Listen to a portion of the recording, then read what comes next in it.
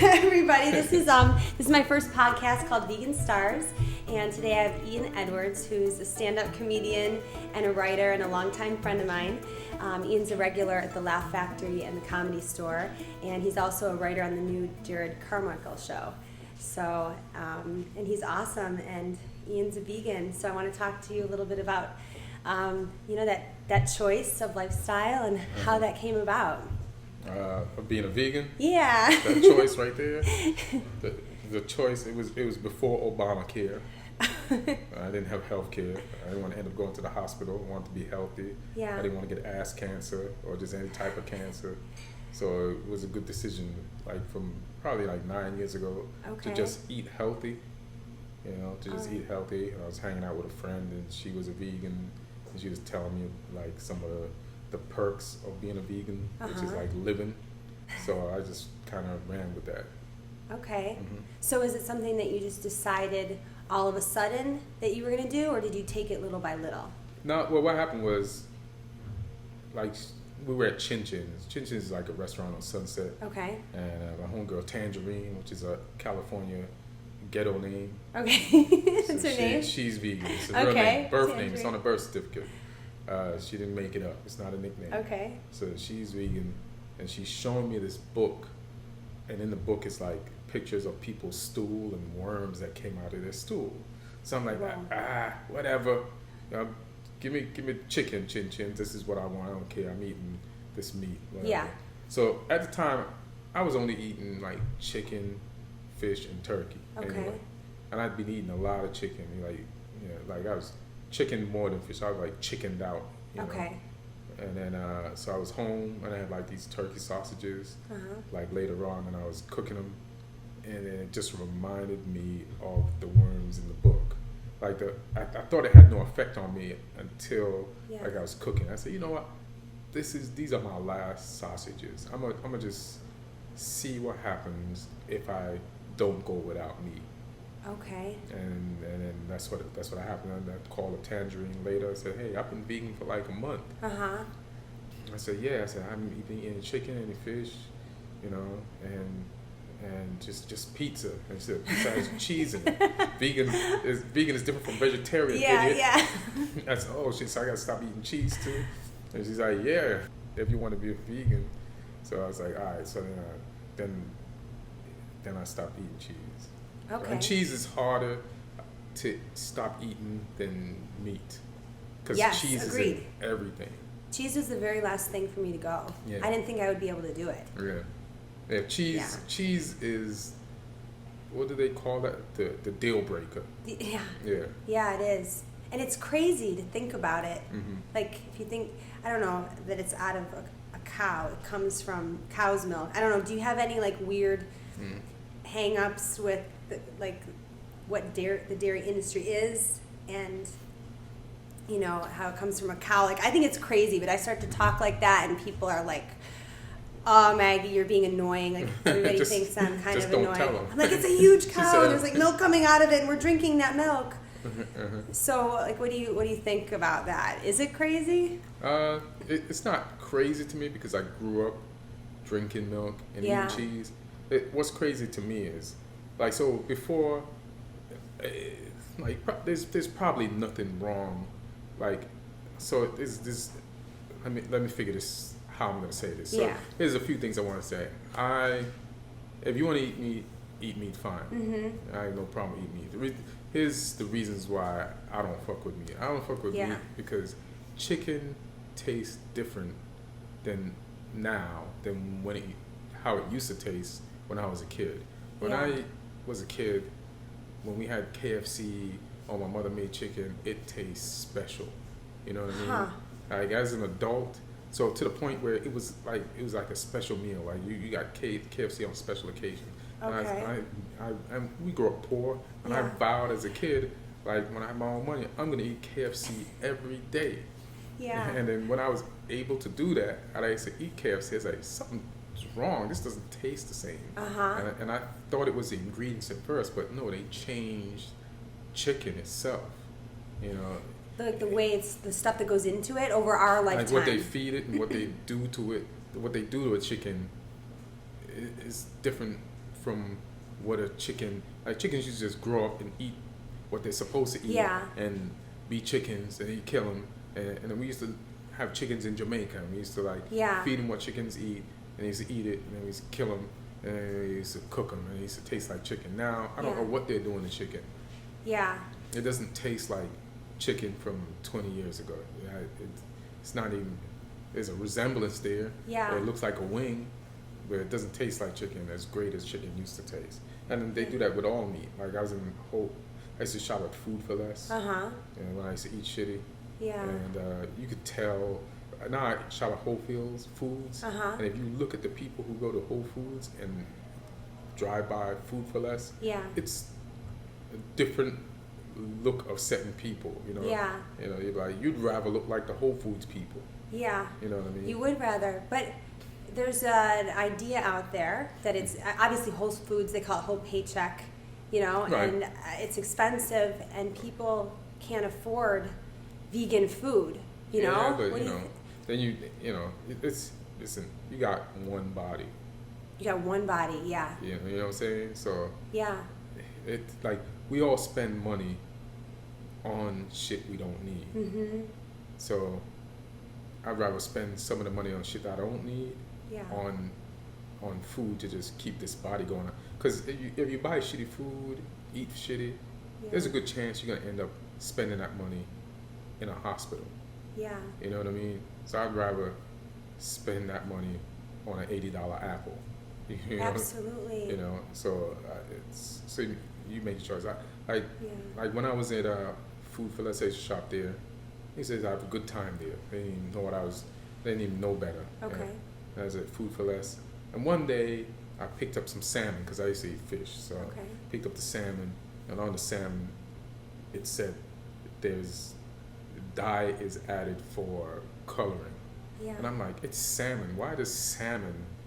It's God made salmon, right? It's nature. Why does it need like man to add something to it to make it look better? And it's like, so you can't even eat just salmon. They put shit in salmon. Like, why is it dye?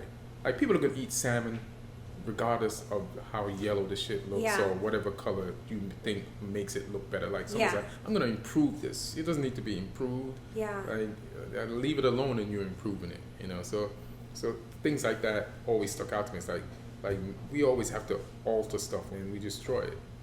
I know when I'd eat fish years ago, because I used to eat everything, I would look for those pink pieces of salmon, not even knowing that, that they're doing things to our food. I didn't. I just wanted salmon. I was just happy to eat salmon. You didn't have to dye it for me. So do you think as a whole people are becoming more aware of this, and where do you think veganism is going? It feels like it, because like supermarkets like Trader Joe's, Whole Foods, or whatever supermarkets, and there's more vegan restaurants. Like, they're getting customers, and they're growing, like companies. So it feels like people are trying to be more healthy. So that's a good thing. That's a good thing. So my vision was always to start like a fast food restaurant, like something that's rivaled McDonald's, that you could just drive through, because I feel like that's missing. Like, there's a veggie grill, but you have to go to where it's at. But like, you're on the road a lot with comedy, and if I'm in middle of I don't know, Alabama or Iowa somewhere on a road stop, it's hard. I have to go to a Chinese restaurant usually. Indian restaurant, Subway. Or you gotta cheat. That's just straight up. Like, I'll cheat sometimes even in LA, because I got friends, you know what I'm saying? And like, eating is not just for nourishment, but it's for also social nourishment. So if my friends want to eat somewhere, even if I want to go, I'll go and find something to eat. Just to talk to my friends. I'm not gonna not talk to my friends just because they don't want to eat what I want to eat. Like, it's important to, and it's also healthy to have friends, you know, and socialize with them. Oh, I know. So my mom came into Hermosa Beach last weekend with my uncle, and she's almost vegan, but he's not. And it became like a source of conversation. There was nothing to eat. Even the veggie burgers were made with eggs. So I thought of cheating, and then sometimes I'm like, I'm just gonna go find something, and it like sometimes makes you more of an asshole than you want to be. And I feel bad, but then at the same time, I'm like, it's like a non-vegan world. Right. Sometimes I feel like, what do you call that when like oppressed against or something, and that's kind of silly. But what do you think about that? I mean, you just do it the way you want to do it. If it ain't a big deal if you don't make it a big deal. You know what I mean? Yeah. If you just go grab something to eat lightly and you just chill, and if somebody wants to make a big deal about it, they look stupid. Yeah. Like, I was just in Jamaica. We went on vacation. It was at a resort, and all the food was all inclusive. But they had also, besides the buffet going on, they had different restaurants that you could, on the resort, that you could choose to eat at on a nightly basis. So some nights, me and the family, it was a family vacation, went to different restaurants. And it was a reunion. And then my brother-in-law would pick these places, and maybe they'd have one vegan thing on the menu. Yeah. But if I stayed at the buffet section of the resort, I could eat a bunch of stuff. Because they had more choices. They had fruit, they had rice, they had stuff. Yeah. So there was one time I went with them to one of these restaurants on the resort, and we ate at the restaurant. But then they wanted to go there another night, and I checked ahead of time. It was the same menu with that one thing that I'd be able to eat. And I just told them, listen, I'll meet you there after I eat here. Yeah. And then they was like, some of them was like, oh, come on. I said, I'll see you in a minute. And I just ate really quick. And then I went and joined them, and I kicked it with them, and we had fun. And I did that twice. So you're planning ahead a little bit, and like you don't seem to be annoyed by that, because sometimes I don't want to get annoyed with my family and friends, but are you just used to kind of having to plan ahead, and that's just how it is? Yeah, like I always compromise. Yeah. Or not even compromise. I always figure out a way to make it work. It's not a difficult thing. It's simple to me. Yeah. Just, like if they're eating, there's always like there's meat, and then there's rice, or there's some type of vegetable that goes. I'll just eat the vegetables and we'll sit down and eat. But if I can go somewhere really quick and grab something, I'll just do it. Okay. Yeah. All right, so I'm noticing your muscles. It looks good. These things. So I was gonna ask you how you keep in shape. Do you just do yoga? You deferred the question. I'll get to you. I do yoga, yeah. And that's almost, it. That's pretty much it. Every day. Yeah, and then I have a smoothie in the morning. Yeah. With a bunch of stuff. Yeah. And then a pretty clean diet. I try to eat organic when I can. Mm-hmm. But I view it the same way you do. Like, our body's an investment. So some days, I go to Native Foods though, and I love their Reuben sandwich. And Native Foods is a little pricier because I can't get out of there without an oatmeal pie dessert. It's like $20 for lunch. I'm like, I'd rather spend $7, at McDonald's or something if I could. But I can't do that anymore. Right. But I wanted to ask you about like maintaining weight for guys, because two bigger guys that I've talked to that are into health and all that are like, no, I could never be vegan because I need to have enough calories to build muscle mass. And did you ever like start to get too thin, or like what? There's a lot of sometimes I get too thin, but it's an exercise thing. Like if I run a lot, then I'll get thin. And then like Jamaica, the only reason why Jamaica was good was like I ate a lot. They had the buffets, right? And you can go to the buffet for every meal. So I had thirds of breakfast, thirds of lunch, thirds of dinner, and thirds of sleep. And that sounds amazing. For like a week. Yeah. And I did work out just because the only reason why I worked out every day in Jamaica was so I could eat more. Yeah. I was paying for it, so I was like, I'll try to get as much of this food as possible. Yeah. And I figured I would just come back. I'm gonna do a cleanse beginning next month. You do? I've never done a cleanse. Never done a cleanse? I'd like to. Yeah. I've done it like twice. That's it. We talked at lunch a couple weeks ago at Real Food Daily. You said, we were talking about like when you eat really clean, and I feel like it's purifying, like making yourself as making this flesh part as healthy as possible, so the inner spirit can kind of come out and be as bright as possible. That makes sense. And you said that you're trying to become nothing. And do you remember that? Yeah. And I thought about that a lot, and I wanted to have you expound on that. I think I was saying I don't want to make anything. Like the meaning of life is like nothing, and if people realize that, then nothing would be a big deal, and nothing would be a big deal. Yeah. And everybody would live in peace. And it sounds hokey, but like there's stuff we care about we have no business caring about, and that stuff is just nothing.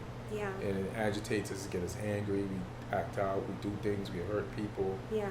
And or we care about things we shouldn't care about, and like how we look or image, if we're embarrassed, or if I could help someone, I might not if it makes me look bad, or I'd rather just think everything, get to the stage where just the meaning of life is really nothing, because if it's nothing, then you'd give the shirt off your back to help somebody because it's nothing to you. Yeah. And vice versa, and everybody helps everybody, then everything will be fine. It's idealistic and it sounds crazy and dumb, but no, it's a better alternative to the stuff that we don't think is crazy and dumb. Yeah. So I'll roll with that. I'll stand by that. Okay. Yeah. That's beautiful, especially for somebody like you that's in the public light and you're out talking to people through stand-up all the time. Right. So do you see your stand-up as a healing thing? I mean, no, like stand-up is a pretty selfish thing. Okay. Like I see stand-up saying all the time, so here's a juxtaposition to what I just said. Like stand-up saying all the time, my job is making people laugh, and I love making people laugh, and it sounds noble, but this is an ego business, and it took me a while to realize this. Like we want attention, we want to be seen, and there's nights when I do, like I don't do, like when I first started, I'd do bad, and then I'd do good, and it was inconsistent. But now I've been doing it for a while. I'll say this is the best you could do. Yeah. And this is the worst you could do. The worst I can do at my level is here. Yeah. Right? Which is still good, because when I first started, this was the best I could do. Yeah. Yeah. But now doing this is bad to me.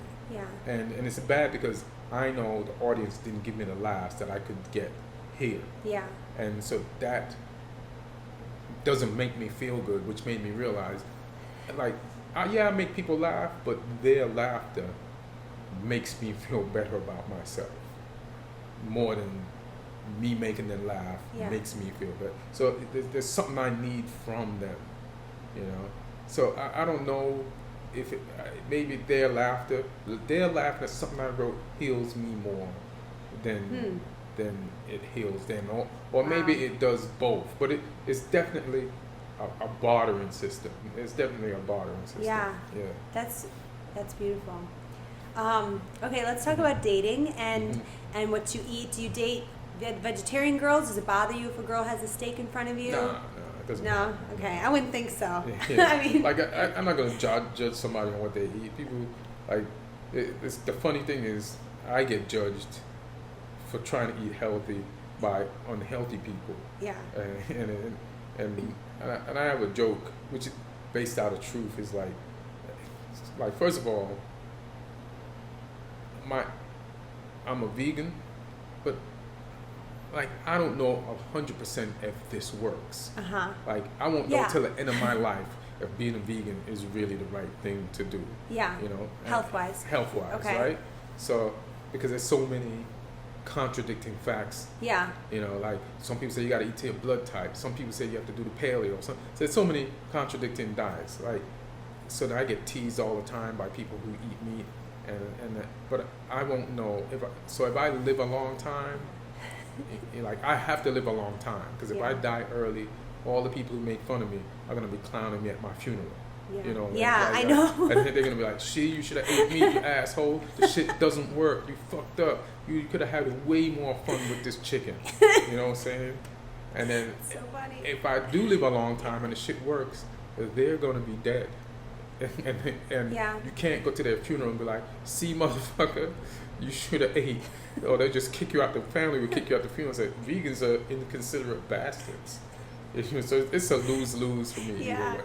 That's so funny. Yeah, every time I get sick, I try not to tell people if I get a Because cold or something, because they're like, that's you're not getting enough protein. Yeah, that's funny. It's funny. I'm sick. I don't have cancer, you asshole. Yeah, exactly. Yeah. So I'm wondering how, like, what do you... You still didn't answer what was the question? My workout question, but I think you did. Oh, so I do yoga. I'll lift weights. I like my arms to stay looking good. You look good, by the way. Thank you. Yeah. And I'm doing Acro Yoga, which is partner yoga. Yeah, and I saw that. Yeah, okay. That looks impossible. You would be so good for it because you're strong and we're like kind of like, you're not super tall, so like it'd be a good fit. So we should try it sometime. I will try it. I saw that guy. You were sitting on his legs and he flipped you around. That was crazy, and you were comfortable and you just went around, spinning you like a top. That was bananas to me. That guy's really good. Yeah. But you can learn that stuff pretty quick. For real? But I'm doing a couple classes now. I just got a class at the Bay Club. So I want to teach beginners yoga and like partner work. Because what Acro Yoga does for me and for people, I think, it's like all about being present. So it's linked to veganism. You're being present about your food and your body and even like where the origins of your food come from and the earth. And like, and if we're doing yoga together, we're looking at each other, we're touching. Like, where else do you get a touch from somebody in a non-sexual way? Right. Like, think about it. Some of that stuff did look sexual, but I guess that's at the heartbeat of the entire universe is sex. Which is nothing wrong with that. It's funny that anything we talk about, like if people say we have to non-sexualize it, as if it's like it's one of the most primal things, but we have to non-sexualize it to make it seem like it's to legitimize it. I know. It's like touching and connecting is sexual. It's sexual, and there's nothing wrong with it. But like to convince somebody to do something, right? We have to, but it's not sexual, Yeah. Like a salsa dance is just salsa dance. It's not sexual. It's completely sexual. Yeah. No, I know. You're using every sexual part of your body, and you're not having sex. There's nothing wrong, and it's just a part of this thing. They try to separate that out of it. It's like taking the germ out of wheat, which is why wheat is no good no more. Yeah. No, it's true. And like you put your feet on like your lower pelvis, and somebody commented on my Instagram, like I think it was Amy Nicole, she's a comment. She was like something that looks sexual or something, I don't know, she said something about it and I thought about it. Okay, there's a guy at the beach that I was like, let me get on your feet. But if I wasn't attracted to him, I probably wouldn't have just asked anybody to get on. Hey, let me sit on your feet. But in a class, you get all types, and I do find it's good for connecting with people. Right. But that's what I want to do. I want to spread. Spread sex. I've always been a very sexual person. Since I was a kid, I'm really kind of aware of the body, and that comes with yoga and eating and all that stuff too. I keep on trying to go back to my vegan thing, but there's just nothing wrong. Nothing wrong with it. Like you get a little older, and you're just like, it's like I don't know. I was saying to a friend, I'm like, it's a penis and a vagina. It's not like this epic crazy thing. It's how we got here. Yeah. Like I would be talking to you if it wasn't sexual between my parents. Yeah. You know what I'm saying? Absolutely. So I'm happy to. I'm 36 now, so I feel like I'm finally like getting owning it. Yeah. And I'm looking forward to. I'm not even going to ask how old you are. You look so young. No, but thanks. I'll take that. Take the compliment. But your skin's great and everything. But it just. I don't know where I was going with that, but I'm older now. I feel like the best is like still coming. Like I've heard that in your 40s it's really great. Right. I've always said I want to live till 120. 120. And I put that. I say that a lot. And people are like, "Oh, you're so young. You like are kind of like a kid." And I'm like, I feel so. If everybody else dies at around 80, I'm like -4 right now, or -3. That's hilarious. Your age math is off the chart. Yeah, right. I haven't even been born yet. So that's hilarious. But okay, so last thing I want to ask you is about like where do you eat? Do you have a favorite restaurant? I mean, we're at Olac. Olac is an amazing Vietnamese vegan restaurant owned by a lady Lynn, and they've got this great chef. We just got what was that, like yam shrimp, right, and I had cheesy noodles with mushrooms the other day. I love this place. But this is one of my favorites. What are yours? You know, in anything you ask somebody what's their favorite movie or blah blah blah, it changes because other movies are coming out. And what's your favorite food? You try different. So right now, this is my favorite restaurant. Like, they just gave us a bunch of free shit, and it was delicious. Yeah. And I gotta start coming down here more. This restaurant is dope. Yeah. But like other favorite restaurants, like I'm starting to like Gracias Madre more. Oh yeah, I was a manager there. Yeah, I would see you, and yeah. I would come say hello all the time. I love Gracias Madre. Yeah.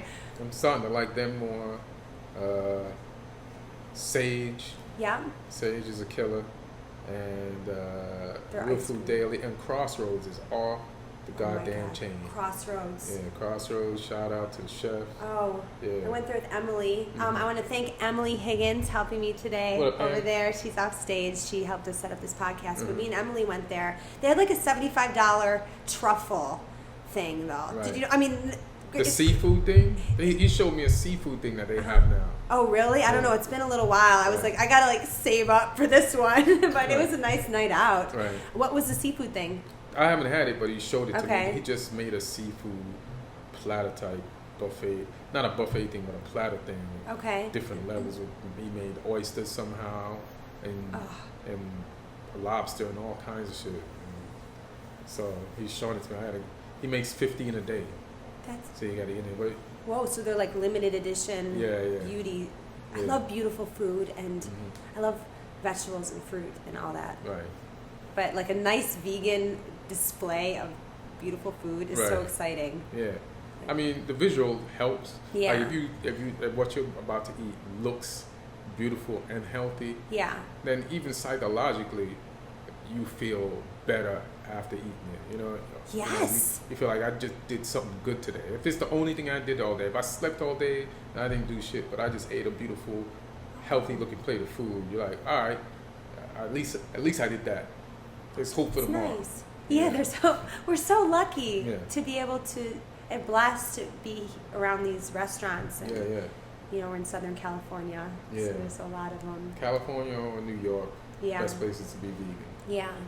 I want it for the whole world. I want people to know that it's out there and amazing, you know.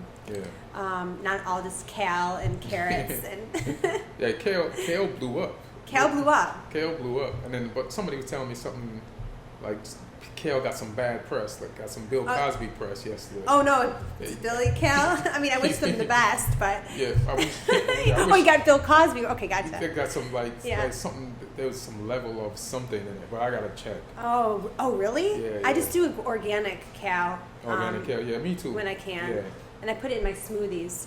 Yeah, me too. Because it's a pain, you got to massage it with oil, and if you're making a salad out of it, I don't always love. So the people salad, literally massage it. You massage it and you make it soft, and then with olive oil. That's how you eat it in a salad. Oh, really? You never tried that? You don't just. No, you can't eat it like just there. It's like crunchy and gross. Pour some stuff on it. All right. Well, please try some kale. Some massage kale. Do it however you want. Ian, thank you so much for being here. All right, my pleasure. Please go see Ian at the Comedy Store, The Laugh Factory. He's a regular. You're amazing, and thank you for everything. You're amazing too. You doing this and the Acro Yoga and just being about your business is goddamn amazing. Thank you. Thank you so much. Respect that. And I appreciate you, and we'll see you next time. Thanks. All right.